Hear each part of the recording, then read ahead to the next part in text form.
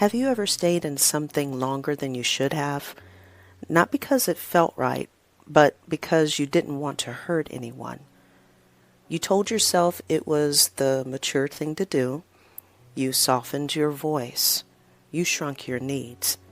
And little by little, you disappeared from your own life. In today's video, I want to show you what really happens when we confuse kindness with obedience and how to stop betraying yourself in the name of being nice. This is about learning a new way to honor both your spirit and your relationships. And if you've already begun Peace is the Permission Slip, don't forget to return to your companion gift, especially Prompt 1. I'll remind you about that near the end. Let's begin here with truth and tenderness. Some of us were raised to believe that speaking up is selfish, that leaving a space, ending a role, or setting a boundary is too harsh. So we stay, we explain, we endure just to keep everyone else comfortable. But comfort isn't the same as calling, and sometimes kindness becomes a trap. I remember being part of a membership circle that I once prayed to join. From the outside, it looked like a blessing, but over time, it began to drain me. Not in a dramatic way, just slowly, quietly, until I realized I was showing up out of habit, not alignment.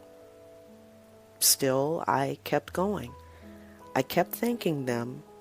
I kept telling myself it was the right thing.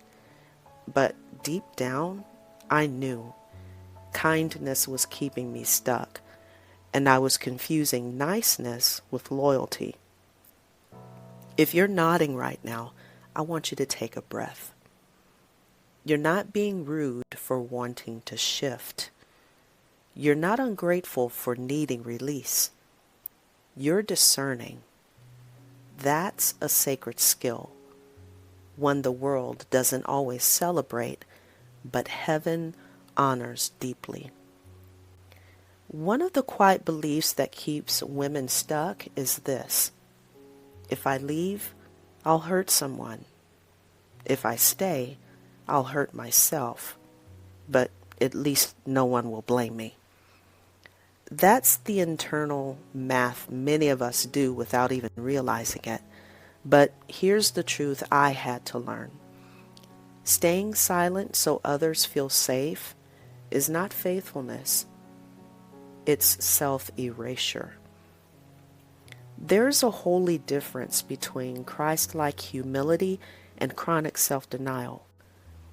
When you consistently suppress your spirit to meet others' expectations, you are no longer walking in obedience. You're walking in fear of being misunderstood.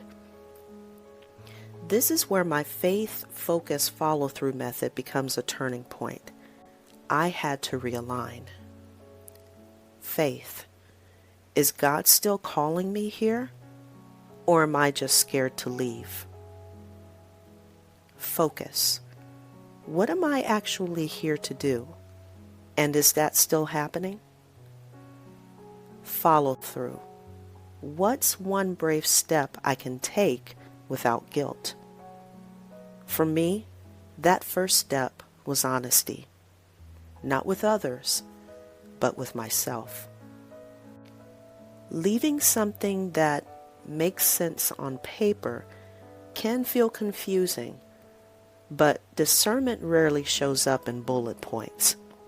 It shows up in the silence, in your body, in your spirit.